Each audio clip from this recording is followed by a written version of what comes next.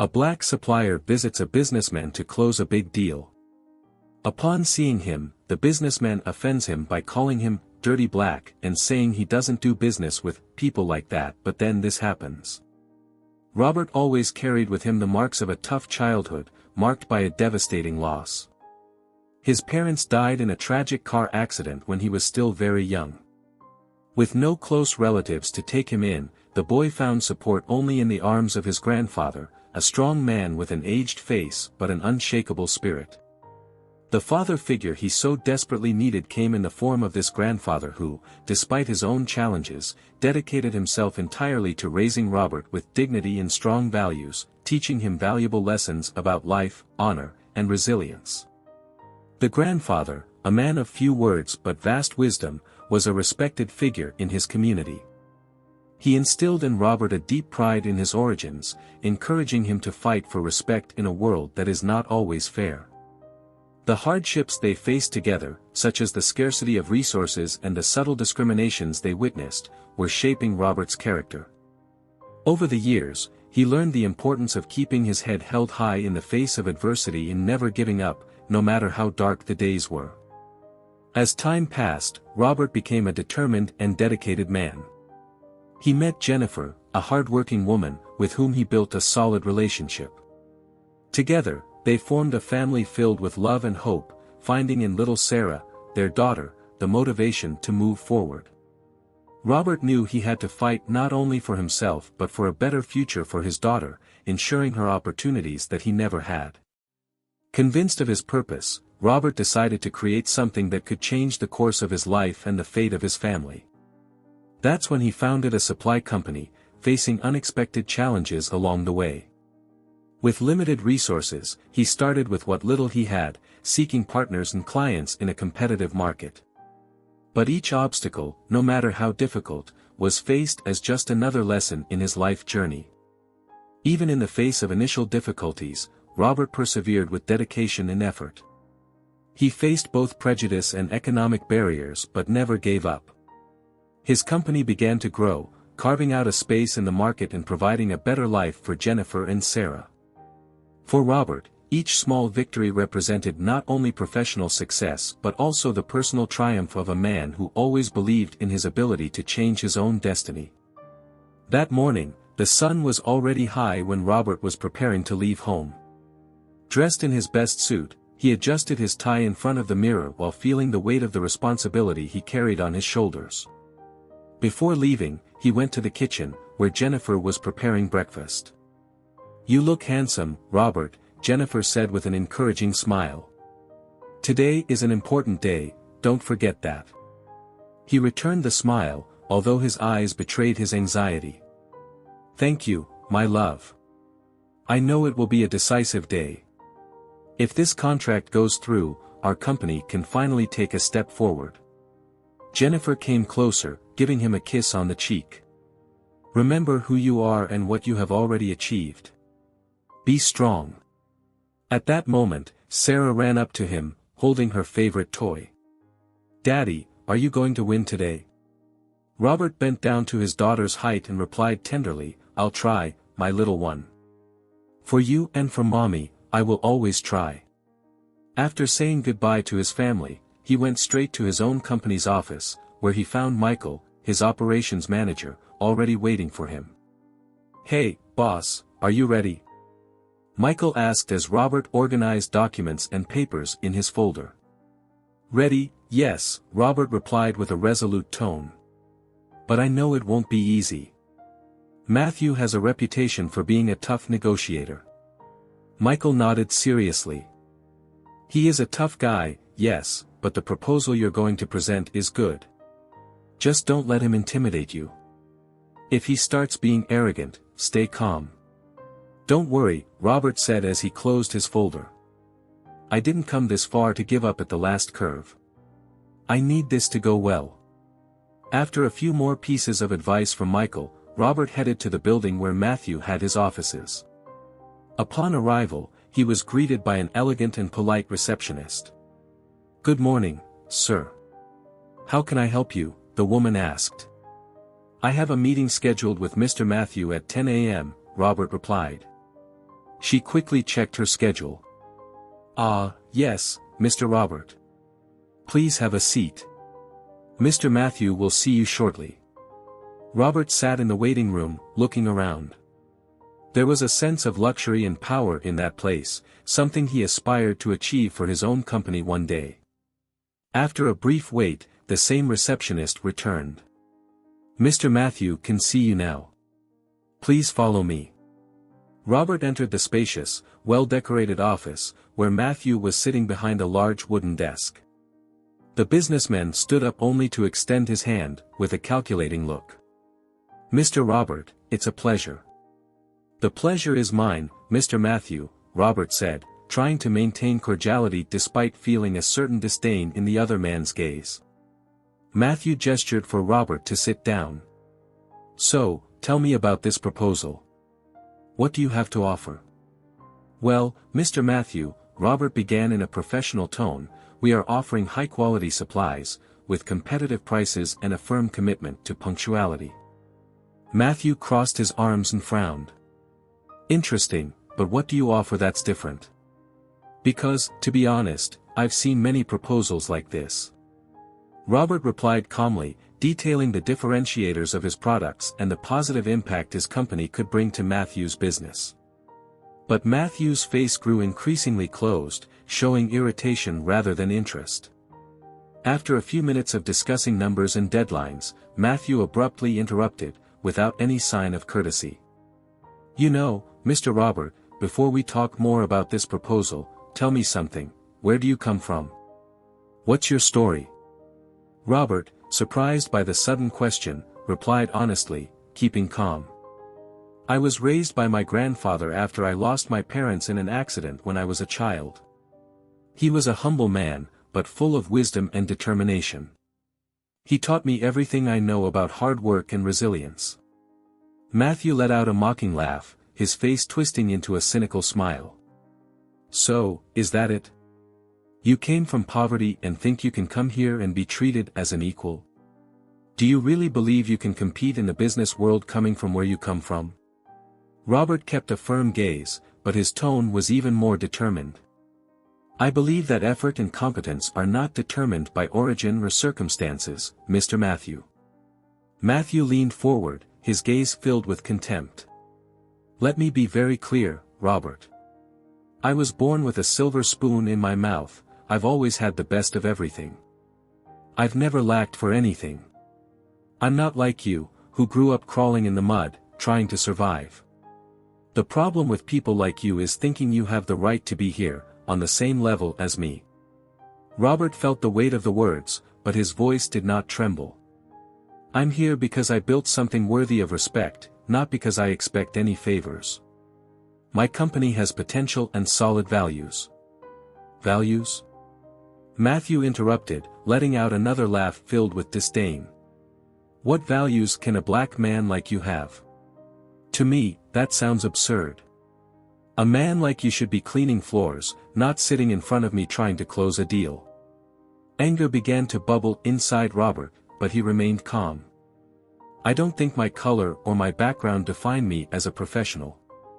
What defines me are my actions and my integrity." Matthew shook his head as if he were facing a fool. "Do you really think you can overcome the barriers imposed by your color and your origin? You were born to fail. This dark skin you carry is a symbol of defeat, it's a reminder that you should never have left poverty. Your struggle is futile, Robert. Someone like you should never have tried to change your destiny." The silence that followed was thick, almost palpable. Robert slowly stood up, not breaking eye contact. "Mr. Matthew, I'm here because I believe respect is earned through honest work, not through privilege. I can't change who I am, but I also have no shame in that." Matthew shot him one last look of disgust. "You're a joke. If it were up to me, you'd never set foot in a room like this again. You don't belong here and never will." Robert, despite the impact of the words, took a step back, maintaining his posture. "Thank you for having me, Mr. Matthew." As he left the room, Robert felt a mix of anger and indignation burning in his chest. Matthew's cruel words echoed in his mind as he left the building with firm steps but a boiling head. His breath was heavy, and his hands trembled slightly. Instead of going straight back to his company, he decided to head to his grandfather's house, hoping to find some kind of guidance to deal with the pain and anger he felt. When he arrived at the simple house, his grandfather was sitting in his rocking chair, reading a newspaper. As soon as he saw Robert, he immediately noticed the tension in his grandson's face. "What's wrong, my boy? You look troubled." Without hesitation, Robert poured out his words. "Grandpa, it was awful. I went to a big businessman's office to present a proposal, but he humiliated me in every possible way. He talked about my color, our humble origin, and said I should never have left poverty. He said people like me don't deserve to be where I am." The grandfather slowly shook his head, his weary expression but determined gaze. "I know what that's like, Robert. I've faced those humiliations my whole life. But you have to remember one thing, his prejudice doesn't change who you are. You're not wrong for fighting for a better place." Robert felt tears burning in his eyes, but he held back, focusing on his grandfather's firm gaze. Sensing the seriousness of the situation, the old man looked at him intently and asked, "But tell me, Robert, what exactly is the structure of this company? How does it work?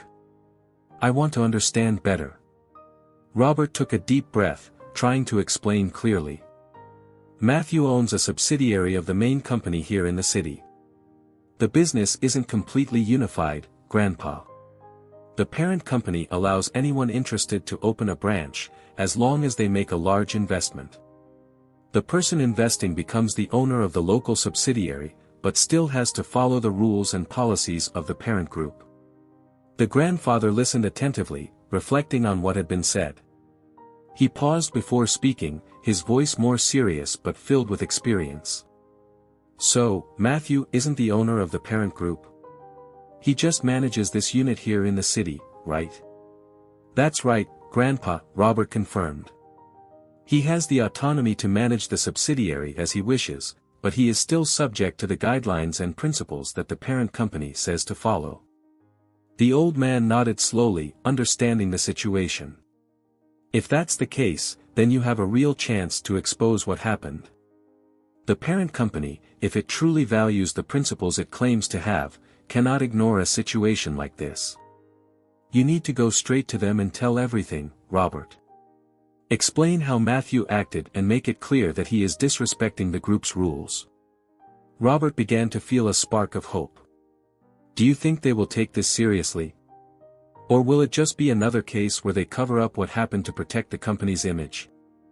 The grandfather, with a determined look, replied, "I can't guarantee how they will react, but one thing is certain, if you don't report it, nothing will change. This is an opportunity to confront injustice directly and test the real integrity of the parent group. If they are true to what they preach, they will have no choice but to act." With this firm guidance, Robert felt his spirit strengthen. He nodded, now with more confidence. "You're right, Grandpa. I will contact the parent company and report everything in detail. I will expose this situation as honestly as possible." The grandfather smiled slightly, filled with pride. "That's it, my grandson. Go and do what is right, for yourself and for everyone who has suffered from the same kind of prejudice. Only then can you turn this pain into an opportunity for change." With his heart renewed and his mind focused, Robert said goodbye to his grandfather, already thinking of the strategy to report the incident to the parent group and seek justice. As he left his grandfather's house, Robert was determined. He got into his car and drove straight to his office, his mind racing with everything he needed to do. As soon as he arrived, he went to speak with Michael, his operations manager, who was reviewing documents at his desk. "Michael," Robert began in a firm tone, "we need to talk." Michael looked up, noticing the tension on Robert's face. "Sure, Robert. What's going on?" Robert sat down, still upset about what had happened. The meeting with Matthew was a complete disaster. He not only rejected our proposal but also insulted me offensively, with racist comments about my color and our humble origin. He said I should never have left poverty. Michael was taken aback, indignant. That's unacceptable. Matthew cannot go unpunished for something like this. What do you plan to do now? I'm going straight to the parent company, Robert replied, with a determined gleam in his eyes. Matthew is just the owner of the local subsidiary. The parent company claims to have a clear diversity and inclusion policy, and they need to be true to that. I will report everything and demand that they take action. Michael vigorously agreed. It's the right decision. If the parent company truly values these principles, they will have to act. Count on me for whatever you need. Robert appreciated Michael's support and returned to his desk. He began preparing a detailed report, describing each offense by Matthew, from the racist comments to the attempts to humiliate him. After reviewing everything carefully, he attached the documents to an email and, with a deep sigh, clicked send. A few hours later, Robert received a quick response from the parent company, signed by one of the corporate relations directors, Paul Fernandez, requesting a video conference meeting the next day. Robert saw this as a positive first step and prepared for the meeting with all the details of what had happened. The next day, Robert was ready for the video conference. As the screen lit up, he saw Paul and two other executives, Laura and Mark, waiting for him. Good morning, Robert, Paul began professionally. First of all, thank you for bringing this situation to our attention. We want to understand exactly what happened. Robert narrated everything in detail, maintaining his composure but not hiding the pain and indignation he still felt. It was a deeply humiliating experience and completely contrary to the values that your company claims to defend. Matthew not only offended me but also everything this company claims to represent. Laura, one of the executives, nodded, visibly shaken. It's truly unacceptable. If what you describe is confirmed, we cannot tolerate this kind of behavior. We need to ensure that this doesn't happen again.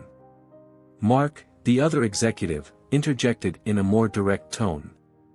We will initiate a complete investigation and, in the meantime, we would like to explore the possibility of continuing negotiations with you, Robert. The proposal you presented is strong and deserves consideration. These words brought a glimmer of hope for Robert. I appreciate you being willing to listen and consider my company, even in light of this incident. I just want a fair opportunity. Paul concluded the meeting seriously. Rest assured, Robert. We will take this matter very seriously and make a decision soon. We will be in touch in the next few days with more information. After the meeting, Robert felt relieved, although uncertainties still loomed. A few days later, Paul called him directly. Robert, we have news, Paul said in a firm tone. We have confirmed the offenses and violations committed by Matthew. The parent company has decided that he will be removed from the management of the subsidiary, and your company will be officially chosen as our new supplier. Robert felt a wave of emotion. This is a victory not just for me, but for everyone who has faced this type of discrimination. Thank you for your trust. Paul replied seriously. We are committed to the values we promote. We believe you have a lot to offer, and we look forward to seeing your company grow with us. When he hung up the phone, Robert felt a deep sense of justice and achievement. He had turned humiliation into a significant victory, demonstrating his competence and securing a well-deserved place in the market. After Robert's victory, life began to improve significantly. His company grew every day. The contract with the parent company was just the first of many. He gained more clients and partners, ensuring a stability that once seemed distant. His wife, Jennifer, and his daughter, Sarah, became even more his foundation, celebrating each achievement by his side. Family nights were filled with smiles and fulfilled dreams, and Robert felt immense pride for having turned pain into triumph. As Robert advanced in his career, Matthew faced the consequences of his actions. The investigation conducted by the parent company not only confirmed the abusive behavior that Robert reported but also revealed a series of other cases of racism and discrimination he had committed over the years. Employees and business partners who had remained silent before began to speak out, denouncing the toxic environment Matthew had cultivated in his subsidiary. In light of the accumulated evidence, the parent company decided to sue Matthew for damage to its reputation and for violating internal diversity and inclusion policies. Matthew, who was once a prominent businessman, saw his reputation crumble rapidly. The company completely severed ties with him, and the subsidiary he managed was restructured under new management. With the evidence also presented in judicial proceedings, Matthew was formally charged with racial discrimination and abusive conduct in the workplace. The trial was widely publicized, with activists and civil rights organizations closely following the case. The evidence was compelling, and the testimonies powerful, resulting in his conviction for discrimination and harassment. Matthew was sentenced to prison, which represented a victory for the victims of his conduct over the years. While Matthew faced his personal and professional decline, Robert continued to grow, now recognized as a competent and respected businessman. He knew that the fight against prejudice was not completely won, but the journey he traveled was proof that justice and equality could prevail, even in such an unequal world. He turned a painful episode into an example of strength, resilience, and true change, finding a new beginning not only for himself but for many who shared his story. If you enjoyed this story, don't forget to subscribe to the channel, leave a comment, give it a like, and activate the notification bell so you don't miss any of our upcoming videos. See you in the next story.